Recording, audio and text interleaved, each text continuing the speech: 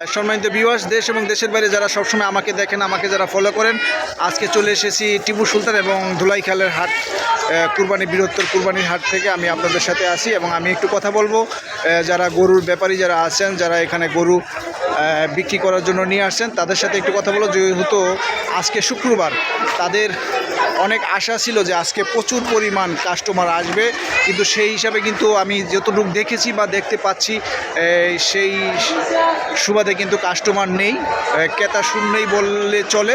আমি একটু কথা বলি দু একজনের সাথে, ভাইয়ের সাথে একটু কথা বলি। আসসালামু আলাইকুম। কী অবস্থা ভাই? কি আপনি তো দেখতেছি, আমি যতটুকু দেখলাম যে সেই হিসাবে কিন্তু আজকে কাস্টমার নাই। আজকে শুক্রবার, বেচার সবাই কিন্তু একটা টার্গেট ছিল যে আজকে হলো কিছুটা আপনাদের বেচা বিক্রি একটু বাড়বে, সেই সুবাদে তো কাস্টমার দেখলাম না। আপনি কি মনে করেন?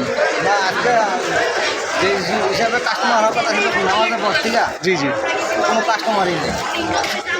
এটা কিন্তু সবাই কিন্তু ধরে নিয়েছিলাম যে আজকে আজকে একটা বেচা কিনা হবে, তাহলে হতাশ মনে হচ্ছে আপনাদেরকে একটু। আমি যতজনের সাথে কথা বলছি, সবাই মনের ভিতরে একটু হতাশ হতাশ কাজ করতেছে। যেমন এই যে আপনি এই পশুটাকে আপনি কত দাম চাচ্ছেন একটু শুনি, আমার দর্শকদেরকে একটু দেখানোর চেষ্টা করি। এটা কত? 1,20,000 না বললেন? হ্যাঁ, এই যে দেখেন 1,20,000 টাকা উনি এটা বলতেছে। তারপরও কাস্টমার পাচ্ছে না, তবে আরও কমে নেওয়া যাবে। মোটামুটি বড়, কিন্তু অনেক বড় কিন্তু দেখেন।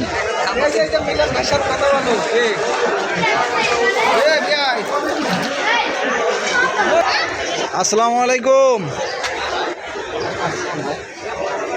আর দেখতেই তো পাচ্ছি যে এরকম ভালো নাই আপনারা, যেহেতু আজকে কাস্টমার নাই, ঠিক না? কোন অঞ্চল থেকে আসছেন? চুয়াডাঙ্গা থেকে আনছেন না? এই পশুগুলোই আপনার? কয়টা আনছেন টোটাল? 16টার ভিতরে কয়টা আজকে বেচছেন? মাত্র 2টা। আজকে কিন্তু শুক্রবার ছিল, বেচা কিনাটা কিন্তু বেশি হওয়ার কথা ছিল, সেই সুবাদে কিন্তু বিক্রি নাই। আসলে সবাই একটু হতাশ, যারা গরুর ব্যাপারী যারা আছেন, হতাশ হওয়ারই কথা। হ্যাঁ, একটা দাম দর একটু দেখেন না আমার দর্শকদের, একটা দাম বলেন একটু দেখি। এটা আপনার? এটা কয় দাঁত? 2 দাঁত না? এটা দাম চাচ্ছেন কেমন আপনি? দাম চাচ্ছে আপনার 2,40,000 না? কয় বছর এটা? বয়স কত হবে? বয়স আপনার 2 বছর পালছেন না? এখন কত হলে ছাড়তে পারেন?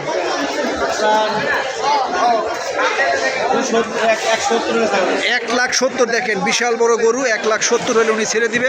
তবে ওনাদের সাথে যদি আরেকটু সুন্দরভাবে কথা বলেন, তাহলে আমি আশাবাদী আপনারা আরও কমে নিতে পারবেন। ধন্যবাদ আপনাকে।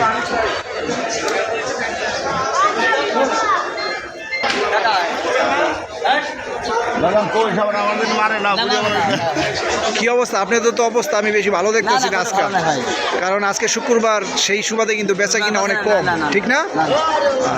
এই যে কম করে না। এই যে আপনার পাশে এই যে লাল যে গরুটা, এটা দাঁত কয়টা?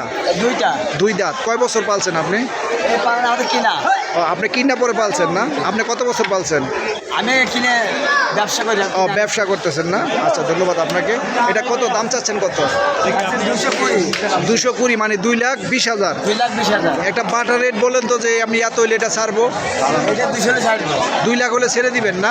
দেখেন বিশাল বড় এক গরু, 2 লাখ হলে ছেড়ে দিবে। তবে আরও কমে আপনারা নিতে পারবেন, যদি ওনাদের সাথে একটু ভালো কথা বলা যায়, তবে আর একটু কমে আপনারা নিতে পারবেন। আমি আশাবাদী আপনারা আসতে পারেন, যে হ্যাঁ আরও কমে নিতে পারবেন। তার কারণ হচ্ছে, আমি কিন্তু আপনাদেরকে প্রথমেই বলেছি, যেহেতু এই প্রচুর কুরবানির পশু এই হাটে উঠছে বা আসছে, সেই হিসাবে কিন্তু কাস্টমার নেই।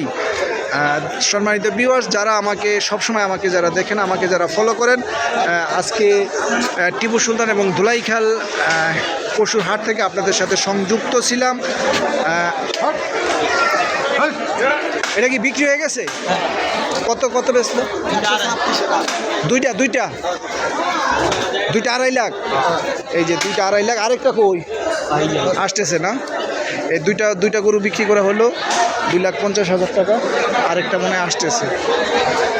এই যে এইটা এই যে এইটা দুইটা 2,50,000, দুইটা 2,50,000। দেশি গরু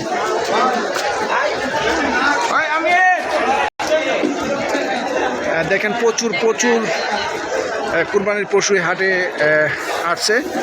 আমি বিদায়বেলা আপনাদেরকে বলবো শুধু একটাই কথা, যে আপনারা অবশ্যই যাচাই করবেন এবং যাচাই করে আপনাদের পশু আপনারা ক্রয় করবেন, কখনোই আপনারা ঠকবেন না।